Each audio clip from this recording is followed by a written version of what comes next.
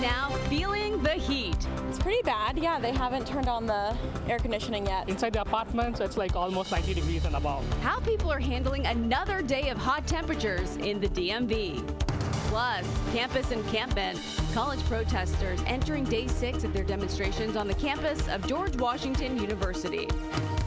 I couldn't go home. I had to come and see what was going on, and once I got here, it was just crazy. 4 officers dead, 4 others injured when suspects opened fire as they served warrants at a home in North Carolina. Another domino in the data center debate. Google donating $1 billion to expand centers in Virginia. And making information more accessible. The duo helping push Mayor Bowser's message to people who are hard of hearing. You're watching the station covering all of the DMV. This is DC News Now.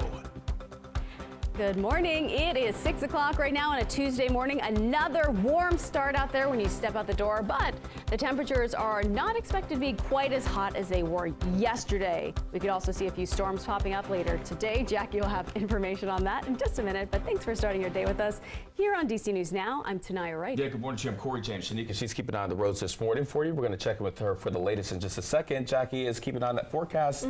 Shorts is definitely probably the move today if you don't have to go to work. Yeah, I would say shorts again, like you may have worn yesterday. Sunscreen. And tank tops. Yeah, yes, Crop tank tops. Yeah, flip-flops. Yeah. Flip-flops. Whatever. So make Sandals. sure we're staying hydrated too. Hats. Yes. Yeah. Yes, the hats too. Those are also an option as well. Sunglasses. Stay You cool. got it all. Yes, Yeah. you gotta protect yourself from the heat and also from the sun as well. And I mean, we're getting into that season where we do see some of that heat as well. But highs yesterday, it was a scorcher where you talked about those highs into the upper 80s to low 90s. It was a high of 92 in Baltimore, 90 in Fredericksburg, Luray. You saw a high of 93 yesterday. It was 89 in DC. That was the report from Reagan. But temperatures out there right now, starting off into those 50s and 60s. Currently 65 in DC. We are 66 over towards Hagerstown, and we're watching that cold front back out towards our west. That should be bringing us some relief in the form of a few of those isolated showers or storms later on today, and then also those temperatures won't be quite as hot tomorrow. It's a mild start out there this morning. We'll eventually notice those high temperatures climb back into those upper 80s later on this afternoon. Now tomorrow, like I mentioned, not quite as hot as the day today. I'll have more details on those numbers coming up. But Shanika, what's the latest on those roadways this morning? All right. Well, we're heading out to Frederick County. Here's 70 heading east and westbound. You are looking nice out there. No problems. Let's flip over to the maps. Looking at Frederick, the rest of 70, 15 heading north and southbound, and 40. No problems. Now coming out of Frederick, though, if you're taking 270 heading southbound through, of course, Hyattstown and Urbana, you will see some on and off delays there. Other than that, you're looking free to go. The Capitol Beltway, everything overall clear. All right, some hot temperatures are expected to sweep across the DMV again today. And neighbors say they are burning up because they don't have the AC running in their apartment buildings. Our Liberty Zabala live on Wisconsin Avenue with why some residents are demanding a change to local DC laws to require apartment buildings to turn on their AC sooner. In Liberty, those people must be so hot inside their homes, you usually go home for some relief. Oh, and we're already seeing fans in the windows here, Tanaya. And it's not just as easy as flipping a switch. Older apartment buildings like the ones behind me depend on a 2-pipe system to switch from heating to their AC system. And DC law doesn't require those buildings to do that switch until May 15th. So residents here say that's just too far away, especially as temperatures are expected to reach into the 80s. That means residents may feel like they are melting while the intense heat continues to hit the DMV at least until Thursday. Some residents say they've put their blinds down, blasted their fans, and even escaped to their rooftops. But they say they are finding it difficult to sleep and live in this heat. DC law says heating equipment shall maintain a temperature no less than 68 degrees from October 1st to May 1st. And apartments have until May 15th to kick the ACs on. Residents are now circulating a change.org petition to review the timeframes based on current local climate conditions and change the mandate to enable ACs to run earlier. In letters obtained by DC News Now from June 2023, the acting chairperson of the board said while summers are trending warmer, temperature variability during April to May and September to October is also expected to increase, saying there isn't a compelling need need to change the structure of requirements or the dates. Seems a little silly to not be able to say, hey, we know we had this May 15th date, temperatures are rising, it's getting a lot hotter a lot earlier. Let's just make it May 1st instead for air conditioning to be available.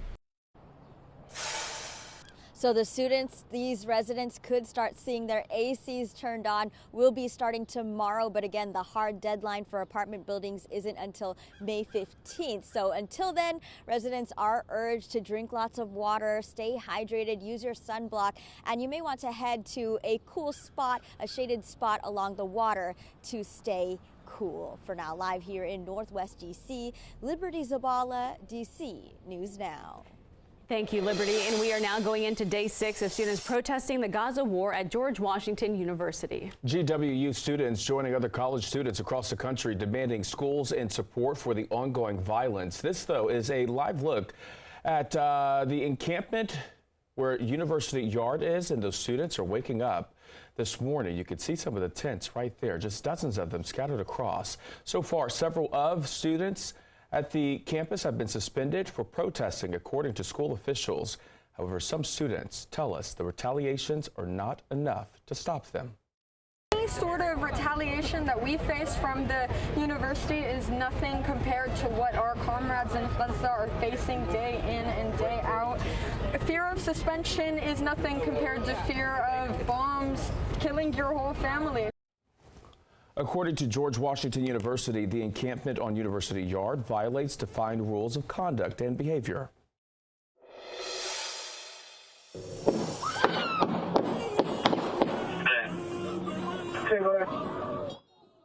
Greenbelt police releasing new video showing the moments gunfire broke out at a senior skip day event earlier this month. Now, that shooting injured 5 teens. Now 2 teenagers, a 14 and 16-year-old from Bowie High School, facing attempted murder charges. Both of them are being charged as adults. People living in the community are calling for more to be done to keep kids out of trouble.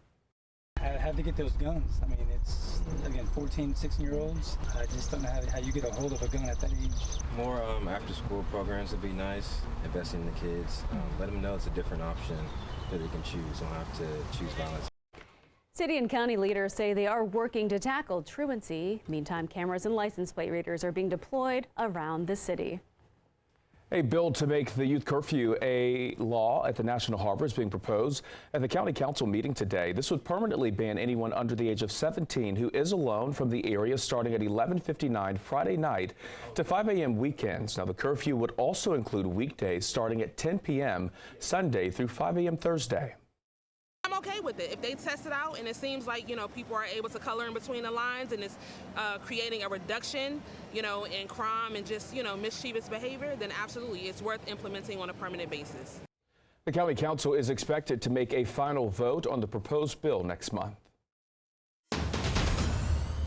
DC News Now is your local election headquarters, and in 2 weeks, Maryland voters are going to head to the polls for the state's primary election. Prince George's County Executive Angela Alsobrooks and Congressman David Trone are fighting to be Maryland's next senator. Last night, we sat down with Alsobrooks. Our Tosin Vakile has highlights from the conversation.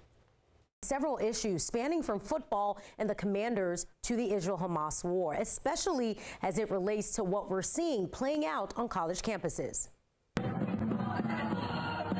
One of the first questions our team asked Alsobrooks was what rules should be in place to allow freedom of speech while maintaining safety on campuses as students protest the Israel-Hamas war. We should never tolerate on campus hate of any kind. I think all of our kids deserve to be safe. I would stand against anti-Semitism as well as Islamophobia. And after hearing some of the chants on college campuses, I think any speech that, again, causes people to feel threatened and to feel unsafe absolutely crosses the line. And it is the kind of speech that we have to make sure that we rein in. Alsobrooks is in a tight race with David Trone to be the Democratic nominee for Maryland's U.S. Senate. Even though she's gained a lot of support, some in her county, including some council members, threw their support behind her opponent. And I think it would be short-sighted, to be honest with you, for me to focus on the lack of support by 4 or 5 people when I have the support of over 170 elected and leaders across the state, including in Prince George's County. The conversation ended on a lighter note, with us asking Alsobrooks who she'd support if somehow the Commanders and Ravens ended up in the Super Bowl. I think if we find ourselves in a situation, the lucky position of having both the Ravens and the Commanders, then I think I'd likely wear a Commanders jersey and a Ravens hat. And of course, once again, we want to say DC News Now invited David Trone to this conversation, but he declined to participate. You can see Chris and Annalisa's full conversation with Angela Alsobrooks on our website, dcnewsnow.com.